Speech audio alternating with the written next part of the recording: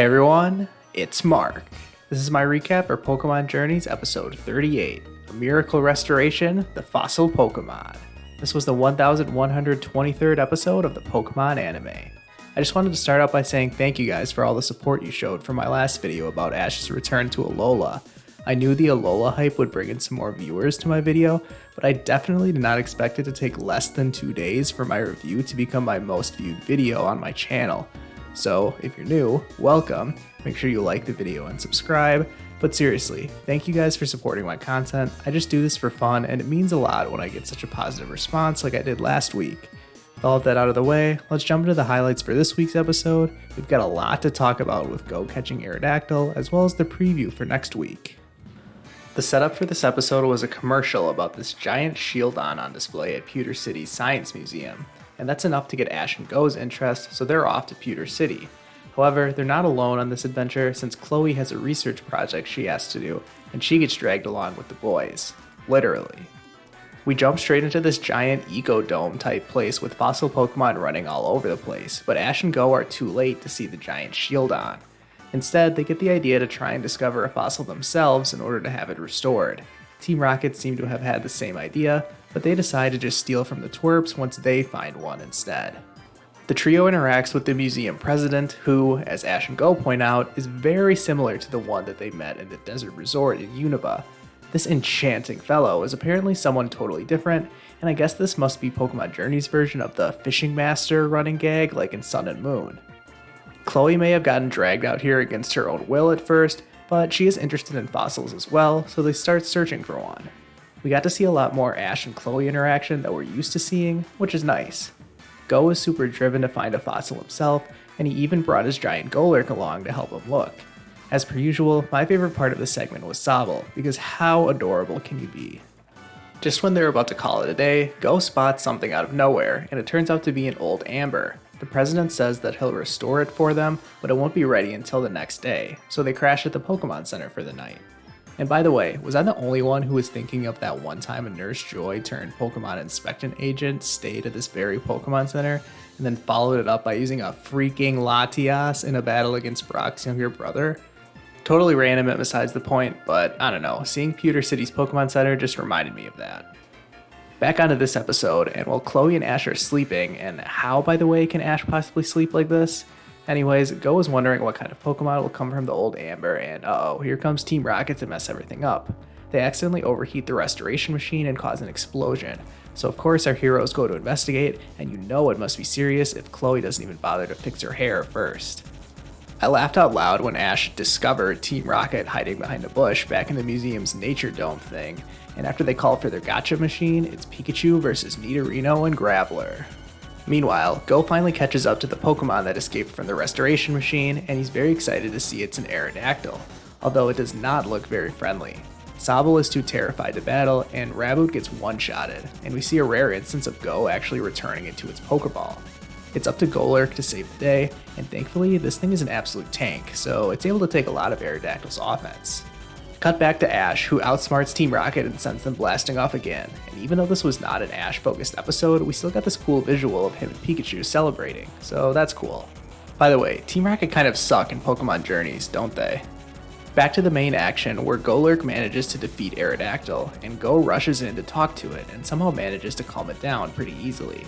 This was another instance of Go showing how quickly he's matured as a trainer, since he handled this situation really well, and even convinced Aerodactyl to join his team. Ash joins up with him and Chloe, and is impressed to see the Aerodactyl, while Chloe is also impressed by something.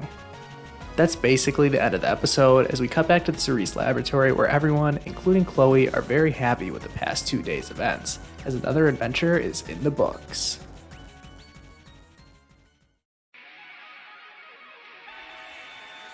I'm giving this episode a 6 out of 10 rating. Pokemon Journeys is a very strange series of the anime in that we can go from Ash returning to Alola one week to a completely run-of-the-mill Go catches a Pokemon episode the next. And as we'll get into in a little bit, we're going to jump straight back into another serious episode next week about Ash and the World Coronation series. Pokemon Journeys' spontaneity and ability to have anything happen on a given week is both its biggest strength and weakness.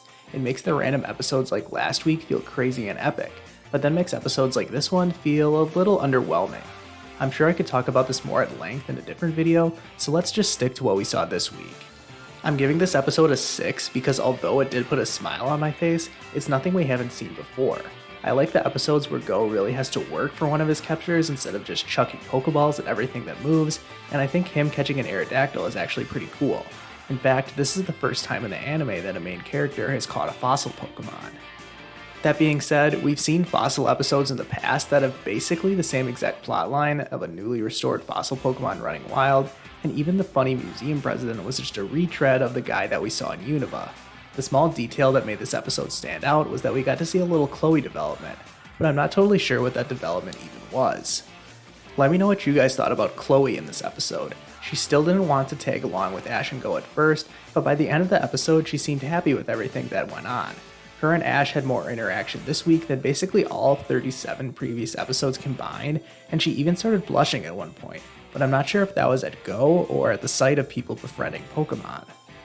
All in all, a good episode that put a smile on my face, but I think Pokemon Journeys jumping around all the time kind of hurts the storyline progression of the series, but maybe I'm just overanalyzing everything here. The next episode is one I've certainly been anticipating. It's time for Ash's big rematch versus Bea. I made a super detailed prediction video about this battle a few weeks back, so if you want to hear my full thoughts about this battle, go ahead and check that one out. We know a little more about the battle now than I did when I made the previous video, so let's update my thoughts a little bit. Ash and Go are headed to Cianwood City, so I guess they'll run into Bea at Chuck's gym. Chuck is such a random returning character in the series, but that's besides the point.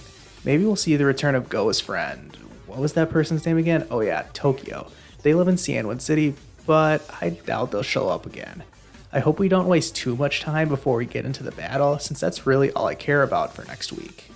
It looks like it will be another 2v2, but this time it'll be Hitmontop and Pikachu instead of Hawlucha and Farfetch'd. It makes sense that Ash would take things a little more seriously this time around and use Pikachu, especially if he thinks Bea was planning on using Hawlucha again, then Pikachu would make perfect sense. I think we'll see Pikachu defeat Hitmontop before losing to Graplocked. That leaves Riolu to finish the job, and we haven't really seen much training since their previous battle, but Ash is planning on using a different strategy this time, so things may work out better for him. The title of the episode includes Overcome Octolock, so obviously that will be the main focus of the match. Will Ash be able to defeat Graplocked and its Octolock? I'm less optimistic about Ash winning than I was in my detailed analysis video, and I'm probably like 50-50 at this point on who's going to win. Ash running into Bea and Johto makes it seem like he'll still run into her a few more times at different fighting type gyms, so maybe Ash will lose again here and they'll have their next battle at Maylene's gym or something like that. Also, the preview made it seem like they're going to bond a little bit, so maybe there's still more of a story here than Ash just getting his win back right away. Is Riolu going to be able to defeat Graplocked, and is it going to have to evolve in order to do so? One of the reasons I asked that question is because of the new promotion that came out hyping the anime's time slot changing to Fridays, and they basically announced the Galar Darkest Day storyline is about to happen soon. I didn't really read into this past the headline because I want to try and stay as unspoiled as possible with these things, but just looking at this poster makes it seem like things are going to get real. Ash and Go side by side with Lucario and Cinderace feels like something that should happen like 100 episodes into the series, and I thought the Darkest Day stuff would kind of be the second climax to Pokemon Journeys outside of Ash's World Coronation series storyline. We're not even through with the first season of Pokemon Journeys yet, and all of this is happening so soon. Don't get me wrong, I'm excited for it, and it probably means we're only going to get more epic stuff after it, but it just seems like the pacing of this series is super accelerated. What do you guys think about all of this? That's all I've got for this week. Let me know what you guys thought about this episode, as well as everything that's upcoming in Pokemon Journeys. I've really been enjoying interacting with you all in the comments after each of these videos, so don't be afraid to leave your thoughts there. If you haven't already, check out my newest Pokemon music quiz, and don't forget to leave a like and subscribe. I'll see you guys next time.